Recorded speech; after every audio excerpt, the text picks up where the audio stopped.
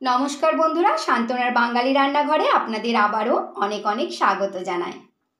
আজ আমি আপনাদের সঙ্গে শেয়ার করতে চলেছি সাবুদানার পায়েসের একটা খুবই সহজ সরল রেসিপি, যার স্বাদ অতুলনীয় হয়। সাবুদানার পায়েস বানাবো, সেজন্য নিয়ে নিচ্ছি হাফ কাপ সাবুদানা। এই সাবুদানাগুলোকে জল দিয়ে ভালো করে ধুয়ে নেব। সাবুদানাগুলোকে 3 থেকে 4 বার জল দিয়ে ভালো করে ধুয়ে পরিষ্কার করে নিয়েছি। ওভেনটা অন করে একটা বাটিতে আমি জল গরম করতে বসিয়েছিলাম। জলটা গরম হয়ে গেছে, এতে দিয়ে দিচ্ছি 1 চামচ সাদা তেল। তেলটাকে জলের মধ্যে নাড়াচাড়া করে দিলাম। জল দিয়ে ভালো করে ধুয়ে রাখা সাবুদানাগুলো এবারে গরম জলে দিয়ে দিচ্ছি। এবার সাবুদানাগুলোকে তলা থেকে একটু নাড়াচাড়া করে দিচ্ছি। এবার ওভেনের ফ্লেমটা একেবারে কমিয়ে দিয়েছি আর সাবুদানাগুলোকে একটু নাড়াচাড়া করে দিচ্ছি। এবারে ওভেনটা অফ করে দিচ্ছি। সাবুদানাটাকে গরম জলে দিয়েই আমি ওভেনটা অফ করে দিলাম। তারপর এবারে নামিয়ে নিয়েছি। এবার আমি এই ছাঁকনিতে ছেঁকে নিচ্ছি সাবুদানাগুলো। এতে একটু ঠান্ডা জল দিয়ে দিচ্ছি। সাবুদানাগুলোকে একটু ঠান্ডা জলে ধুয়ে নিলাম। তারপর এটা যাতে ঝুরো ঝুরো হয়, এর জন্য আমি এই জলটাকে ঝরিয়ে নিচ্ছি। সাবুদানাটাকে এরকম জল ঝরানোর জন্য একদিকে রেখে দিচ্ছি আর ওভেনটা অন করে আমি বসিয়ে দিচ্ছি একটা কড়াই। কড়াইটা গরম হয়ে গেছে, এতে দিয়ে দিচ্ছি 1 চামচ মতো গাওয়া ঘি। আমি কয়েকটা পেস্তাকে এরকম টুকরো টুকরো করে নিয়েছি, কয়েকটা কাজু বাদামকেও টুকরো করে নিয়েছি, কয়েকটা আমন্ড। এগুলো এবারে এই যে ঘিটা গরম হয়ে গেছে, এতে আমি ভেজে নিচ্ছি। ওভেনের ফ্লেমটাকে লো টু মিডিয়াম করে আমন্ড, পেস্তা, কাজু বাদাম এগুলো হালকা একটু ভেজে নিচ্ছি। গাওয়া ঘিয়ের সঙ্গে এই যে কাজু বাদাম, আমন্ড, পেস্তা ভাজার খুব সুন্দর একটা গন্ধ বেরিয়েছে আর এগুলো ভাজা ভাজা হয়ে গেছে। আমি এবারে এগুলো ঘিটাকে ঝরিয়ে তুলে রাখছি। বাদামগুলো ভেজে তুলে নেওয়ার পর এই কড়াইয়ে আমি দিয়ে দিচ্ছি 500 মিলিলিটার দুধ। এবার দুধটা ফুটে যাওয়া পর্যন্ত অপেক্ষা করব। দুধটা ফুটে এসেছে। ওভেনের ফ্লেমটা হাই করে আমি দুধটা ফুটিয়ে নিয়েছিলাম। এবারে ওভেনের ফ্লেমটাকে আমি মিডিয়াম টু হাই করে এই দুধটাকে নাড়াচাড়া করে ঘন করে নিচ্ছি।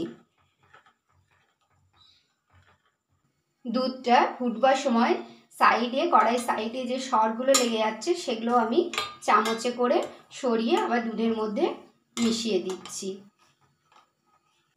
5 মিনিট সময় ধরে মিডিয়াম টু হাই ফ্লেমে দুধটা ফুটিয়ে নিয়েছি। এটা বেশ ঘন হয়ে এসছে। এবারে আমি এতে দিয়ে দিচ্ছি গুঁড়ো করে রাখা এলাচ। আমি 4টে মতো ছোট এলাচ নিয়েছিলাম, সেগুলো দানাগুলো আমি গুঁড়ো করে নিয়েছি।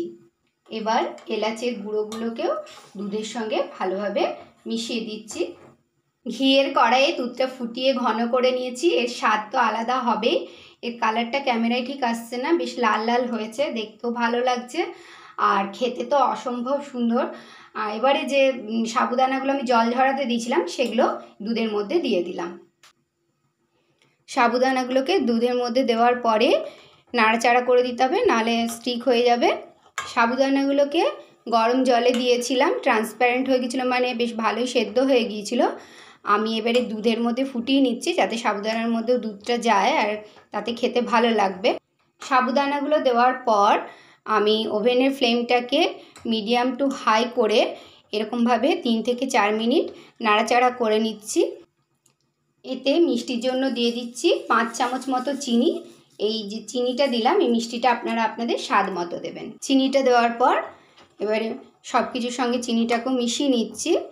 চিনিটাকে দিয়ে নাড়াচাড়া করে গলিয়ে নিয়েছি। গরমও আছে, চিনিটা ভালো মতোই গলে যাবে। এবারে আমি যে বাদামগুলো ভেজে রেখেছিলাম সেগুলো এর মধ্যে খানিকটা দিয়ে দিচ্ছি আর খানিকটা আমি গার্নিশিংয়ের জন্য রেখে দিচ্ছি। আমি গার্নিশিংয়ের জন্য ভাজা বাদামগুলো রেখে দিয়েছি। বাদামগুলো দেওয়ার পরও আবার নাড়াচাড়া করে নিচ্ছি। চিনি বেশ ভালো মতো গলে সাবুদানা দুধের সঙ্গে মিশে গেছে। সাবুদানাগুলো তো আগেই গরম জলে দিয়ে এগুলো ট্রান্সপারেন্ট হয়ে গিয়েছিলো, মানে সেদ্ধই হয়ে গেছে। এবারে এই পায়েসটা আমি ওভেনটা অফ করে দিচ্ছি। পায়েসটা রেডি হয়ে গেছে, কারণ এটা যখন ঠান্ডা হবে এটা আরও ঘন হয়ে যাবে, তাই একটু এরকম লিকুইড অবস্থাতেই এটাকে অফ করে দিলাম।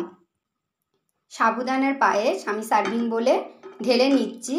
দেখুন এই পায়েসটা খুব তাড়াতাড়ি তৈরি হয়ে যায় আর এই স্বাদ অসাধারণ হয়। যে কোনো উপোসের দিনে তো আপনারা খেতেই পারেন, এছাড়াও বাড়িতে গেস্ট এলে চটজলদি এরকম সাবুদানার পায়েস তৈরি করা যেতে পারে। এই সাবুদানার পায়েস যেমন তাড়াতাড়ি বানানো যায়, এর স্বাদ কিন্তু মুখে লেগে থাকার মতো হয়। আপনারাও অবশ্যই বাড়িতে একবার হলেও ট্রাই করবেন, দেখবেন বারবার বানাতে ইচ্ছে করবে। গ্রীষ্মকালে যদি এই সাবুদানার পায়েস বানান, একটু ঠান্ডা করে নেবেন ফ্রিজে রেখে, তারপর ঠান্ডা ঠান্ডা পরিবেশন করবেন, খেতে ভীষণ ভালো লাগে। আর শীতকালে গরম গরম খাবেন। গার্নিশিংয়ের জন্য যে ভাজা বাদাম পেস্তাগুলো বাঁচিয়ে রেখেছিলাম সেগুলো এর উপরে দিয়ে দিচ্ছি।